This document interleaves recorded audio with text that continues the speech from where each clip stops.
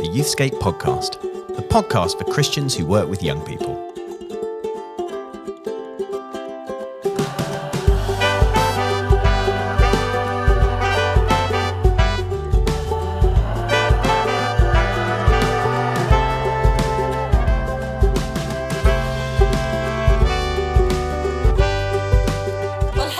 Welcome back to the Youthscape podcast with me, Rachel Gardner, and my friend and partner in crime, Martin Saunders. And we are so glad that you've joined with us. We don't know what you're doing, but we hope that this is a blessed time for you. Martin, I hope it's a blessed time for you as well. How are you feeling about this next episode? Oh, thanks very much. Yeah, I'm good. I always like to imagine what people are doing whilst listening to the Youthscape podcast. And we always love, by the way, to hear what you do whilst you're listening to the Youthscape podcast. You can email us, and email still works.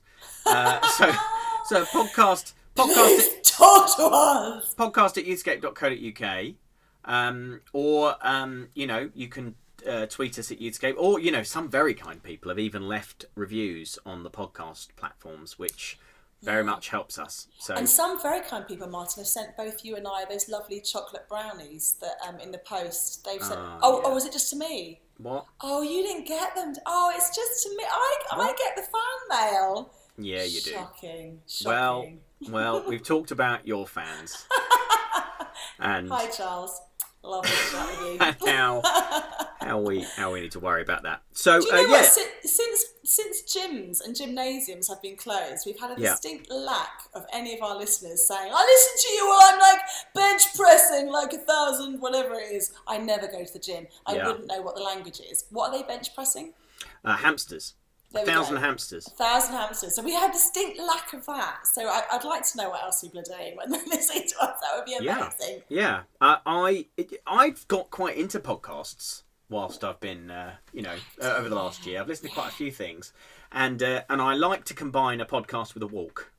Yes. I don't know about you. So I think exercise, and because you sort of listen to a podcast to give yourself, this is a bit meta, isn't it? But you listen to a podcast to put a bit in. So yeah, you might listen to a podcast to sort of stimulate the old grey matter and get thinking. And today's guest is going to help you with that. We've got a brilliant guest for that purpose. Brilliant guest. Brilliant. But yeah, I don't know about you. Over the last year, I've tried to put something in. Because I'm aware that even though we're stuck at home, we are still giving out lots, intellectually, emotionally, and otherwise. So it's really good to invest in your thinking. And so we're going to try and do a bit of that today, aren't we? We're going to try and get people thinking. Yeah. Can I interrupt before we get that far? Because I totally agree with you. But I found that I've been watching a season on Netflix that I hadn't realised how starved I was of visual stuff, so as well as like hearing great stuff. So I've been watching Lupin, which is the French thing about this great guy who's a gentleman burglar. Have you watched it at all? No. But the awesome thing about it is it's set in France. They speak French. I mean, it's dubbed into American. But the inside of people's homes looks so different. And I realise that's like a completely abstract and weird thing to say. But when you're starved of that, when you've just been in your own home for the last year, like all of us, our internal spaces have been so tiny. Like just seeing different layouts and different kind of furniture, I was like, oh, I'm really enjoying just watching different environments. So I love what you said, different environments in our brain and seeing different things. And today's guest is going to help us do both, I feel. Yeah. Forget brownies. Just send Rachel a copy of the IKEA catalogue. You do? All will be well. I don't care. I love it. Beautiful. So who is our guest? Because we're very excited about stuff. Yes. So our guest today is Johnny Baker. And Johnny has been working for many years for CMS. He's been heading up their work, pioneering for many years, helping pioneer ministers to innovate new work, new church. And so we talk a bit about that, but he's also a massive kind of youth ministry veteran as well, with huge experience there. So he's brilliantly able to relate it back to our world. But before we get to that, Rachel, I thought we might talk a bit about church today and what it's been like for both of us to operate in the context of church. Just to sort of start with, we've talked a lot about the youth ministry we've been doing, but what's What's your church? Preston Minster. It's the big church in the centre of the city of Preston. Yeah, it's a civic church. Yeah. So what's actually church looked like in the last few months? Ooh, that's such a good question. We like many other churches have moved rapidly online. We pivoted quick. I remember that first week, and we also in that first week, way back at the beginning of the first lockdown, which feels like an age ago, we decided to go online. But we also realised that would make us entirely invisible to our homeless community, the community locally that are tech, who haven't got any tech.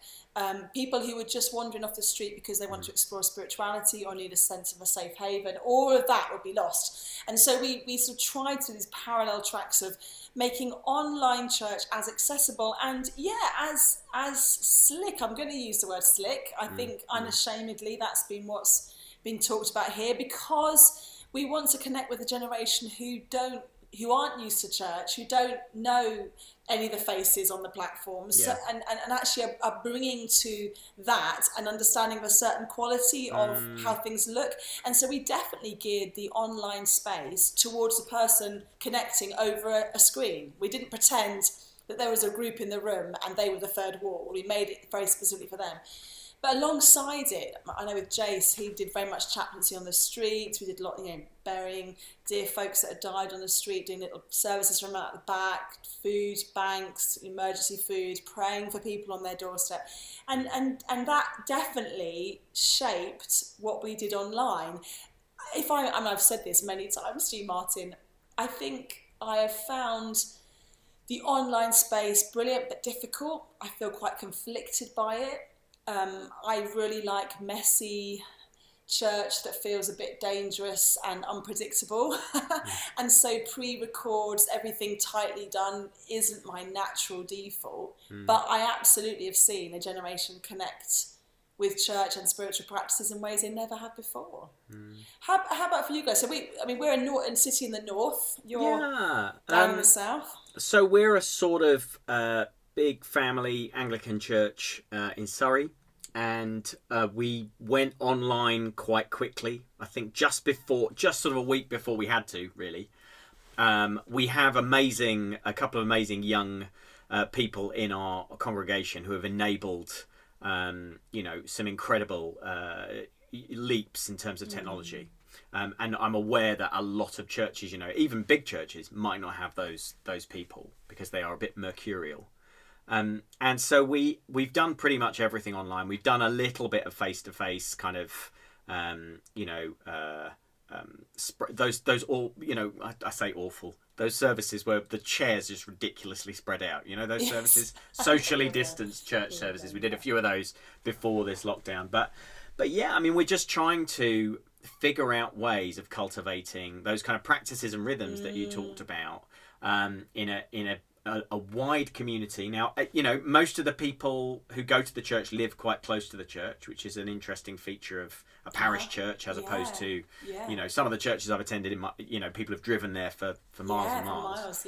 So people bump into each other, and there's that little sense of parish, which has sustained things a little bit more. But I would say, talking to the various church leaders that I've talked to over the last year, both here and around the place, are pretty terrified about the implications of going back to, coming out of lockdown and being able to meet again in person.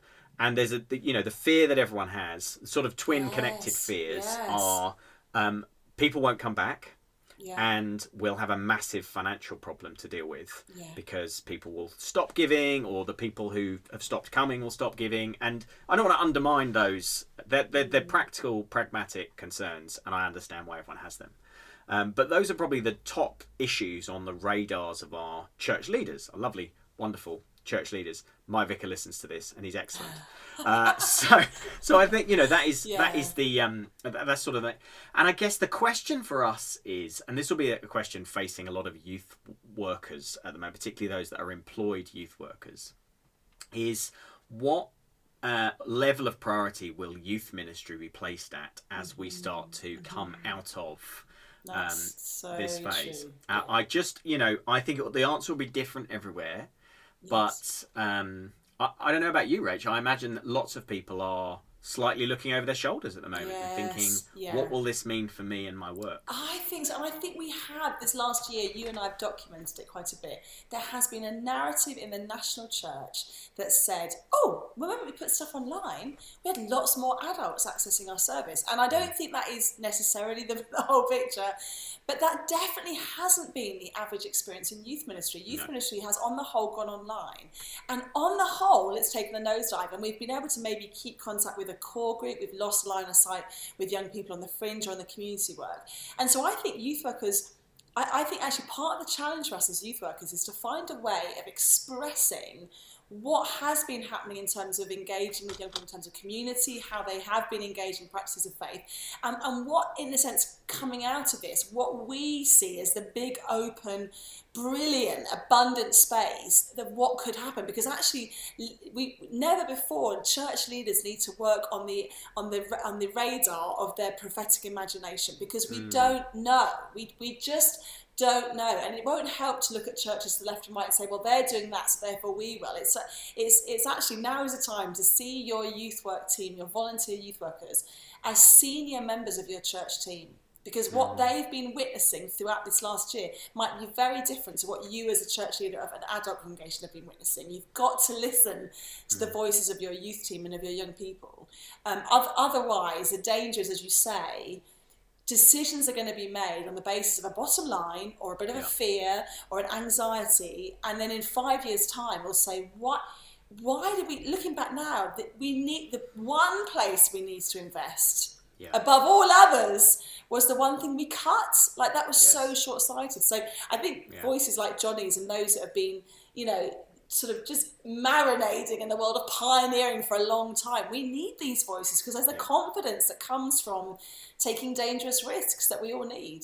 I love that, Rachel, and I think the only problem is, I guess, we would say this, wouldn't we? We are in youth ministry. Of course, we'd be the guys saying, make sure you invest in youth ministry. And I think we do totally understand that for many churches, there's a sense of going back into the building and finding out that it's on fire, of sort of going back and thinking, gosh, there's some serious problems to deal with here. There's all these adults that aren't connecting anymore. These families over here that have left.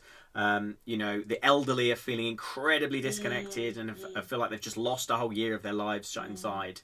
And then there's the youth worker telling me, you've got to invest in youth ministry, which is what the youth worker always said. And I guess the question is, how do you get past the sort of objection of, you would say that, this is one, isn't this just one among many fires in the house right now? You're absolutely right. But I think you and I are the first to say that youth ministry is not a little siphoned off section at the back of the corner, that if you bless youth ministry, it's only a few teenagers that benefit. You and I know the moment you prioritise emerging generations, the entire church benefits, because you're basically funding the direction of growth and travel. So what you and I are not saying is, make sure that coming out of lockdown, you buy a new minibus for the youth worker and you paint the youth hall a better colour. No, we're talking about actually pivoting. I know you hate that word. But why do you keep saying pivoting, Rachel? I don't know why. Thought we banned it. I think probably Johnny Baker banned it. It's something about thinking that I've got someone very clever on the podcast. I have to use a clever word. Sorry, Johnny. But this idea of, there's a guy, James Emery White, that says skew younger. And he's just basically saying, it's not just about your finance. It's who are you putting, where are young people in positions of leadership? Like, how are you dreaming with the next generation? And I think there's a church that Jason and I are going to be planting. It's a youth resourcing church. And we're saying to the dear elderly souls who are already in the existing congregation, you have a place at the table. This is you too. We want you to help us do this, but we're all going to be looking in one direction, and that is emerging generations. And I think and they've jumped on board. They're like, we either do that or we die. And they don't want to be buried and then the church die. Like, what 90-year-old who loves Jesus wants to be buried knowing the church is going to die? They don't. No. They want, they want to pour their energies. So I think actually this could be an incredibly exciting time if we do this together as church. Yeah. Wow, you sounded almost regal in that line. That last line. I'm holding onto the desk like I'm going to thump my fist. Wow, that was like a political speech. Oh, come on. I was moved. But I will not tolerate the idea that the only people that care about youth ministry are young people and youth workers. No. It's Absolutely such a not. lie. And it's just too easy to say as well, isn't it? For the But it is a lie. It is a lie that ministers are often led to believe, because although it is true that the only people who care about young people aren't the younger people, it is also true that there are some older people who don't really care about young people, and they often shout with a very loud voice, and it takes real courage as a leader. The bigger checks, they do write the bigger checks. I mean, I've seen that happen. I've seen youth ministries effectively cut off at the knee because of the person threatening to withdraw some giving. I've seen that happen. So I'm not suggesting that happens in many churches, but ministers have to have real courage to be able to stand their ground to those church members and say, here's the rationale. Like, come with us, be part of this. There's room for you in youth ministry as well. But don't cut it off. And also, I'm not saying that automatically as a youth worker I need to have as much money as I possibly want because I've got all the answers. I think also, I'm going to tread on dangerous ground now because I know that it's the youth ministry listening. I think youth ministry is too important to be left to youth workers. And I don't mean because as a youth worker I don't know what I'm doing. But what I want as a youth worker is to be part of a church where the church leadership call the best out of me too. They help me be a bit more dangerous, and when I'm putting ceilings over things because I'm feeling a bit anxious, they're the ones saying, no, come on, let's imagine that this year we're going to reach 100 new young people, and what would it take to do that? So I think it needs to cut both ways. It's, just because I'm a youth worker doesn't mean I'm automatically a pioneer.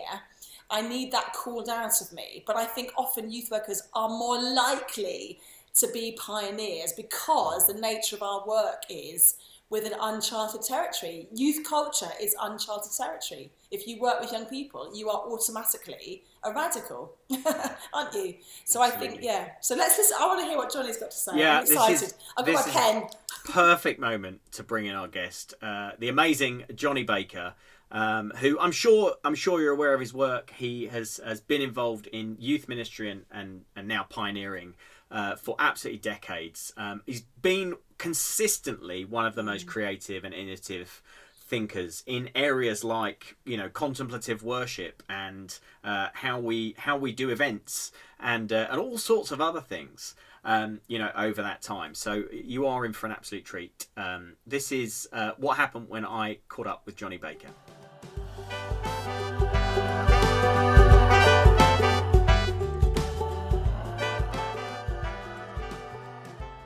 Start recording. There we go. So yeah, Johnny, I wondered if we could start with you just telling me a bit about what the last year, if we can call it, let's call it a year now, what it's been like for you practically. What have been some of the highs and lows, the good and bad things for you, sort of, in your work, but also your life? Yeah, I mean, I think none of us expected it to go on this long, so it's been a much bigger adjustment, hasn't it? But I mean, in terms of me personally, I was actually on a sort of sabbatical when it started, supposed to be going to Vietnam and Korea and Nepal, and I was at the time in New Zealand. I nearly got stuck in New Zealand, but I came back instead. So the first thing I did was carried on that, and I've written a book that I probably wouldn't have written otherwise because I was locked down at home and didn't want to go back to work. So that was my first thing. So there was, that was a good thing that came out. But I mean, essentially the big challenge and change for us was that a lot of what I do is training of pioneers with CMS, Church Mission Society, and we just had to flip all that online, of course, very fast. And we knew that technology was available beforehand and had talked about doing more online, etc., etc. But suddenly we were into that and quite quickly having conversations, talking about flip learning, all these other things. But actually, people adjusted pretty quick and the students did as well. And, broadly speaking, that's worked really well. The technology is good. I mean, I think we try and put the content up ahead of time and use the space online for interaction, conversation, rather than a sort of lecture which is deathly on Zoom, I think. we'd love to do more face to face with students, but actually that flip's been good. And in terms of students, in September, we had, more students join us, I think, than any other year, partly because people know it's online, there's wider reach, etc., etc. So, that adjustment, I think, was challenging but good, and has shown us a few things that we weren't aware of before, I suppose. So yeah, that's been good. And then, I mean, pioneers more broadly, I would say a couple of things about them, like youth ministers, really, is that their instinct is they're connected into their neighborhoods already. That's kind of who they are and how they operate. So when lockdown happens, they're the kind of people who are going to be setting up WhatsApp groups on your streets or getting involved in food distribution and with other services, just because they've got those connections. And actually, maybe somewhat perversely, they like a challenge. So I think initially they really adjusted pretty well, but they're all fed up now, of course. Yeah, well, I was going to say, first of all, obviously with your pioneers, surely no group of people is better set up for this sort of situation than people who it's like in their blood to try and find new ways around problems. So I guess initially that must have been great, but also there's this thing we all understand about the stages of grief and encountering trauma like this. And so everybody, people like us, I guess, go into hero mode at first. But then there's that kind of, how do you then, when it doesn't just last 3 months and the world hasn't all been fixed, how do you, I mean, your role is partly pastoral, isn't it? How do you help a group of people who want to change the world and actually are galvanised by a moment like this to sustain longer than that initial sort of burst of hero mode? Yeah, I mean, I think that's really hard for everybody, and I think everyone's found January and February particularly difficult because it's dark, freezing cold, wet. It's like it was a relief when January was over. So yeah, I think that's hard for people. And in terms of students who are training with us, I think it's particularly hard for those who've got kids at home and they're juggling homeschooling, and it's just just the realities of life. So yeah, I mean, we do our best to support people. We've probably got more students with extensions than we've ever had in our entire history, but there's not much you can do about it. So, but I think same with youth ministry, isn't it? I mean, struggling yourself helps in a strange way, with empathy, more than having it all together and being on top of everything. And I think we struggle along with everybody else. So Yeah. Do you sense a sort of an urge in yourself to sort of get back to normal, to get back to some of the way things were, or are you thinking like, actually no, we need to use this as a springboard to doing things differently in the future? Yeah, I mean, I think we've learned things. I think the church has learned things as well. Well, it's learned that it can actually adapt when it has to, so that's a big achievement.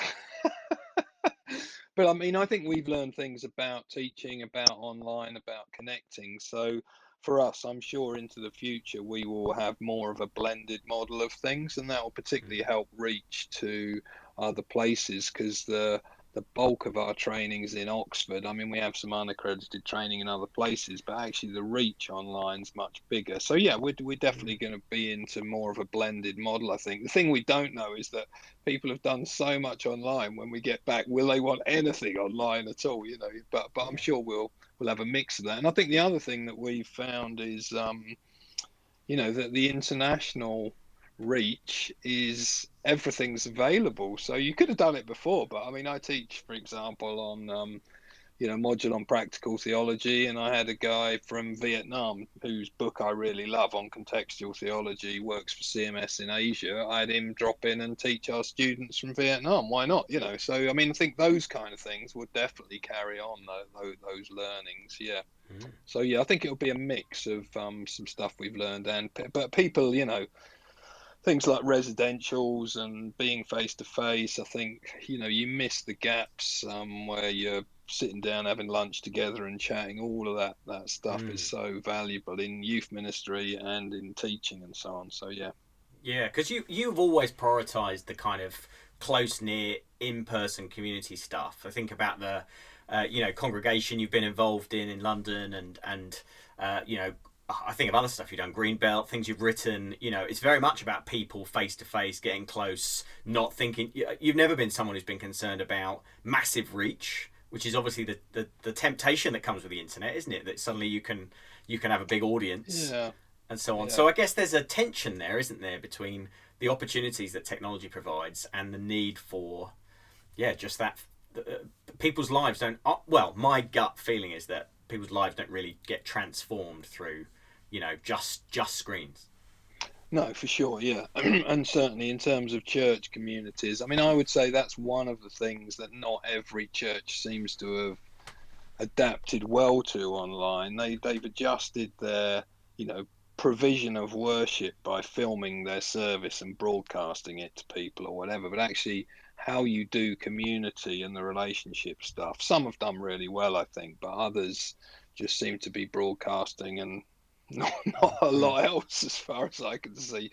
Whereas, the community I'm part of, Grace in London, they're usually 20, 25 of us or whatever. It's very much a community thing. So when we've met online, it's been highly relational, highly community focused, but that's what we value, I think. So, but I think both have their place. And I think it's in terms of the, wider media and communication, I don't know what you listen to and use or whatever, but for example, I might listen in the morning to 365 one day or whatever. So I think those wider pieces of communication that are out there are great. You want that wider broadcasting thing, but then it helps, I think, if you're bringing that into conversation with other people in your community, talking about what you're learning, praying together, reflecting. So I definitely think it's both and.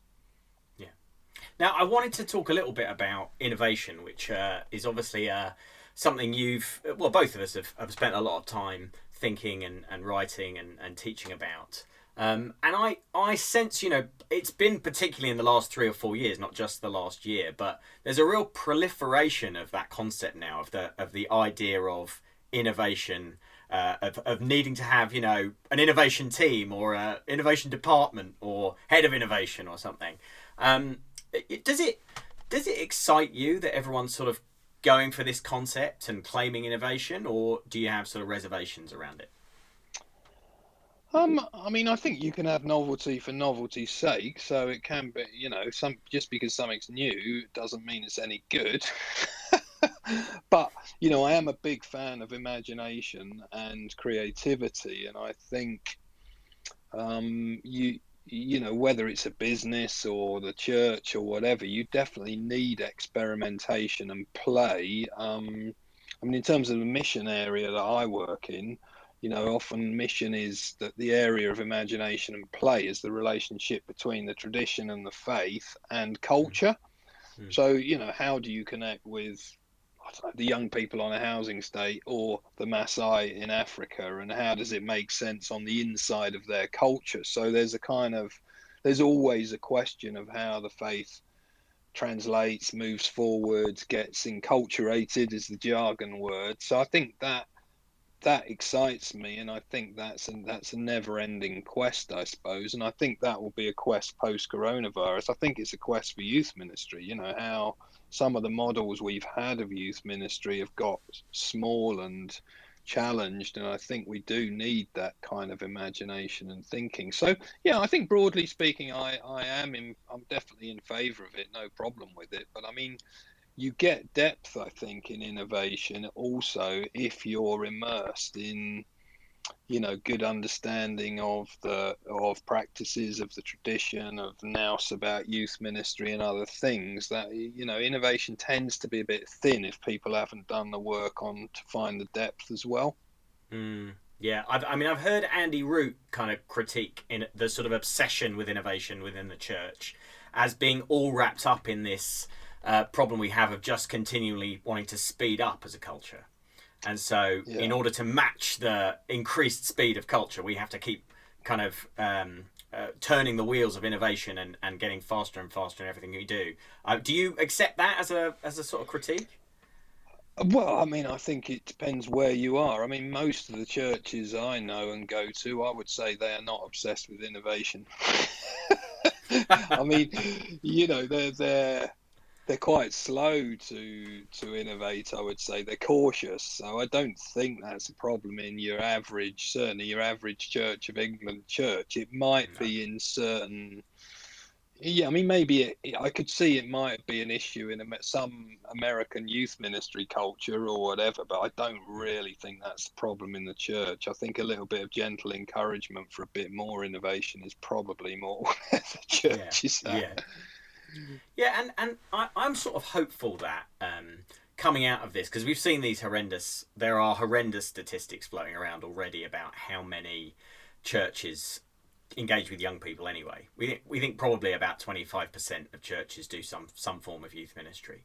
We also know that the sort of number of young people that we've been engaging with over this time has been decimated. The most kind of hopeful estimate is maybe a third of young people losing connection with, or us losing connection with a third of the young people that we were connected to a year ago.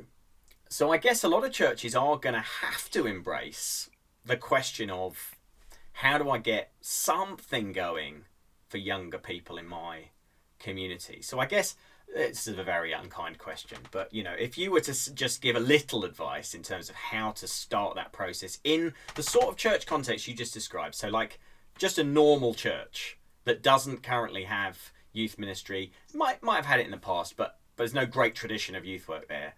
How do you even get started? Well, I mean, I think I take two routes to goal on that. One would be to kind of have a evening down the pub. That'd be a nice thing, wouldn't it? Or wherever, where you invited people interested in that question or have got ideas, beyond the regular pattern of church for what you might do. And I think if you do that, you might find some people who they might be frustrated with the way things are, or their sense of call is definitely to something other than, leading worship or preaching or whatever the church opportunities are. So, yeah, I think, create an undefended space where you have that conversation and dream a little with people and see what comes up, and then really encourage those people to dream together a bit and see what they come up with. I mean, I think that would be a start point for me, and I think I would put in front of them the question and challenge around young people. I mean, if you've got parents with young people in the church, I would also have a meal with them, and one with the young people as well, and say, just see what opportunities they think might arise, because often it's quite simple things that you do, that can get something started. And then I think starting at the other end, I think for, with pioneers, basically what we're trying to get them to do is discern where God might be at work in their village or town or community or network and join in. So there's a sense in which the other way around is to get a church to learn some spiritual practices of listening to God. I'm not saying they don't know any, by the way, but there are ways that you could invite people to pray and pay attention and listen through the scriptures, through prayer walking, whatever, and together begin to think what God is drawing to your attention, and a process of doing that. I mean, I work more on the first, the pioneer end, and a little bit less on the second, just in terms of my own work. But I mean, at CMS, there's a process called Partnership for Missional Church that takes churches on that journey over a sort of 3-year period, where they do some experimentation and try and discern what it is that God's calling them to. And I think that call back to practices and listening to God and seeing where God is calling us. And I would think it's almost inevitable that if a church does that, one of the things that God might bring to their attention is young people who are not in the church, So, yeah, I think those would be two ways I would That's great. start and think about that, and massively encourage, youth ministers of or whatever. I mean, the church isn't great at this, as in terms of contracts and looking after people. And so many go on to be ordained, and then you talk to them 10 years later and they're surprised they're not able to do youth ministry. And, it's so frustrating, so frustrating. But you can understand why people do it, because they have a call from God. They're passionate for ministry. So we got to really look after, encourage people that have a sense of call to that, I think, as well. It's really, really important. And the church, in my view, nearly always gets renewed through youth ministry. I mean, I basically, the stuff I do with pioneers, I learned in youth ministry, to be honest. Yeah. Brilliant. I've got a couple of quick ones just before you go. First of all, you just mentioned you have written a book. So you are that annoying person who wrote a book in lockdown. So everyone hates you a little bit right now. But go on, what's the book about? What is the book? It's a book called, it's going to be a self-published thing. It's called Pioneer Practice, and it's a sort of full-colour magazine, not really got theology or missiology in it at all. It's got sections on things like money, time, team, dealing with the powers that be, a mix of stories. So it's very much the kind of practical wisdom that we've learned over the last, certainly 10 years of doing training, because I've written and published quite a lot of stuff around theology and mission in that space, but we've not really put anything out that is more nuts and boltsy. It's got conversations and stories, but it's definitely a kind of coffee table thing. So I'm going to be kickstarting that in March. So watch this space. Oh, great! And presumably that's going to have some application to youth ministers, just by what you just described there. That sounds like plenty in there. Yeah. I think pioneer ministry and youth ministry, there's huge overlap. I think. The place perhaps where it doesn't overlap is if you've got a massive church youth group and you're doing something pastoral with that group of people. Pioneers tend to be more focused on people outside of the church and working with them. But there's so few massive youth groups. I think most youth ministers are probably going to be involved in pioneering. Yeah, so I think there'll be loads in there that youth ministers and family workers or whatever would find really helpful. And we've had quite a few. I'd love to have had more, I have to say, and I would love to have more youth ministers train with us because of that overlap, I think. I was chatting with Chris Curtis the other week, and he was sharing with me some of the stats you were just saying about youth ministry, and that was firing me up a bit, thinking the church really has taken the eye off the ball on this one. So it does feel it needs energy and a new something. Move of the spirit, maybe. Well, that would be good. Yeah. So can people find out about that on your blog? Is that a good place to send people? Yes, if you Google Johnny Baker blog, you'll find me. There's nothing there about it yet, but I'm hoping we kickstart it on the 1st of March. I've written it, but it's being designed. I've written the Kickstarter stuff, but we've got to do the dreaded cool video and couple of spreads that the designer is working on. So it will go live soon. But best place to find me is probably on my blog. And then the Pioneer stuff, if you Google Pioneer Church Mission Society, you'll find us there. Yeah. Last question. I know I've taken you over time, but it's been so entertaining and interesting. So, last question: What do you hope yourself that you've personally learned from this time? So you've probably made some natural changes. You've probably had some thoughts, but what is the thing you hope? Oh, I hope I don't go back to, or I hope that I learn this from what I've just gone through. Well, I think there are two things for me. One of the biggest things in lockdown for me was the murder of George Floyd. So one of the huge challenges I've got is around, inclusion and diversity when it comes to, we're talking about youth ministry, but thinking about pioneering, how does that connect with other cultures and the diasporas in Britain? So that's one thing I've been shaken up by in this lockdown that won't let me go. And I think the other is just the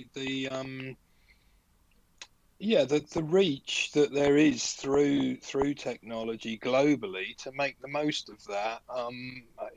Even if that's just peppering what you do, just a reminder that we are part of a global body of Christ, and let's make the most of that. I think those are probably the two things that spring to mind.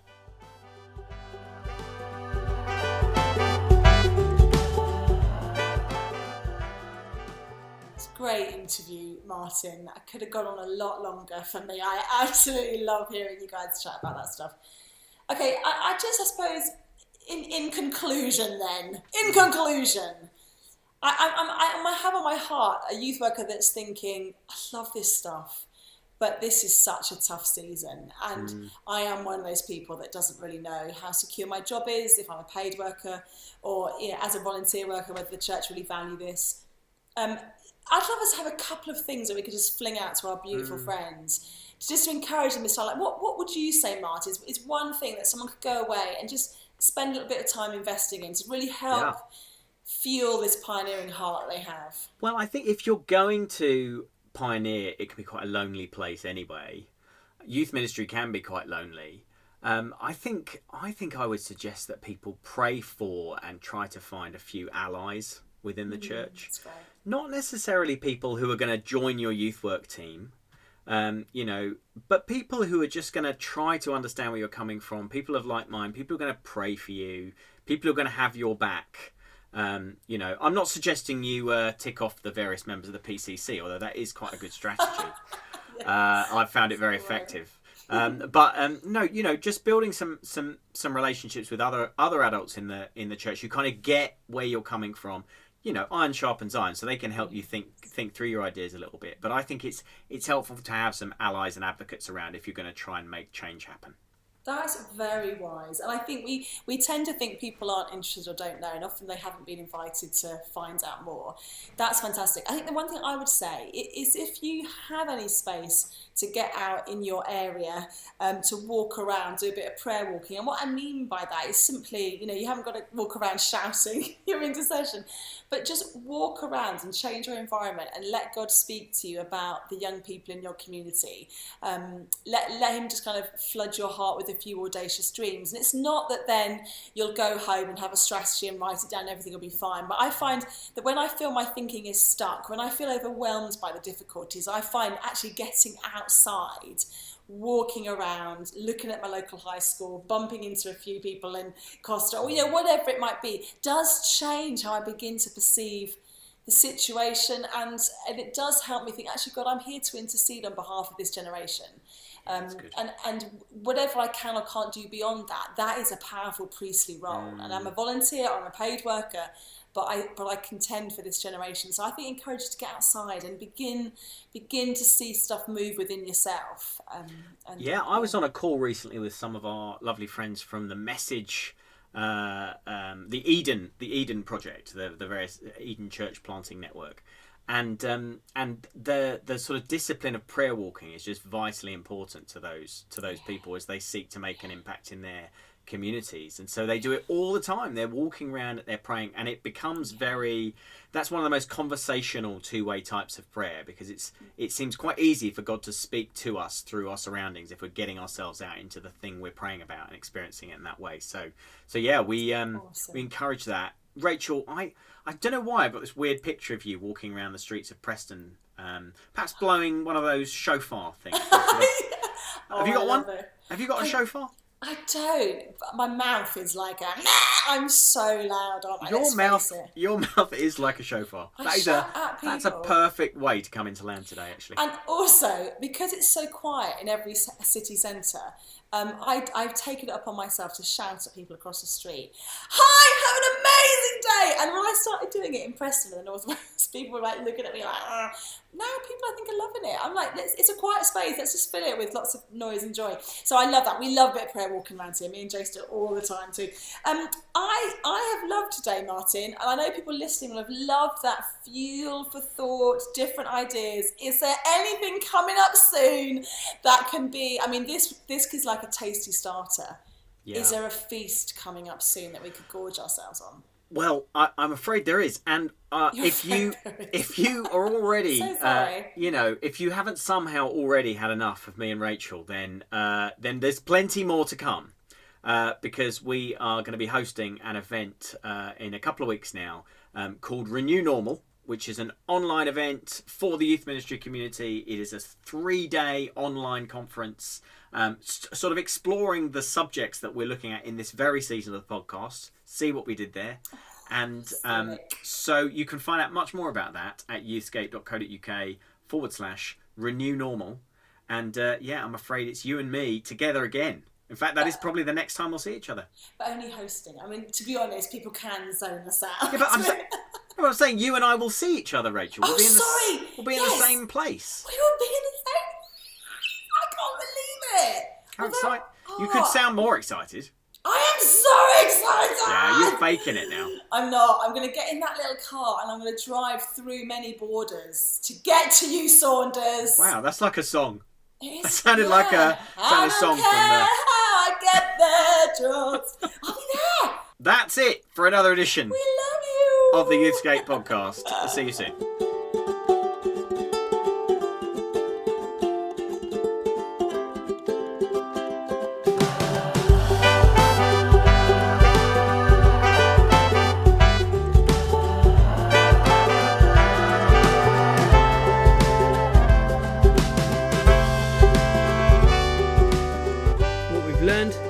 What we need to do next.